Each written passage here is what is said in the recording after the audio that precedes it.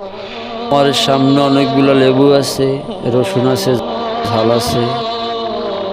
এইগুলো আমি উপকারের জন্য খাইতেছি। কি উপকার, কি বৃত্তান্ত, সমস্ত ঘটনা আপনাদেরকে বলা হবে। ভালো নেই।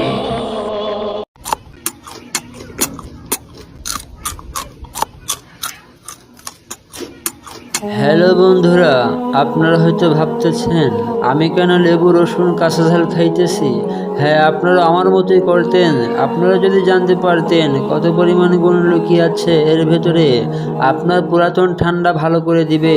হ্যাঁ, এটাই সত্য। আমি অনেক দিন ঠান্ডায় ভুগেছি, তারপরে নিজে খেয়ে দেখেছি। আপনি যদি 3-4টা ঝাল একসাথে নিয়ে একটা লেবুর সাথে লবণ দিয়ে খেতে পারেন, তাহলে আপনার পুরাতন ঠান্ডা ভালো হয়ে যাবে। যদি বিশ্বাস না হয়, একবার খেয়েই দেখতে পারেন। অখাদ্য কিছুই নয়। আসসালামু আলাইকুম। ভাইরে, জীবনটা বড়ই কঠিন।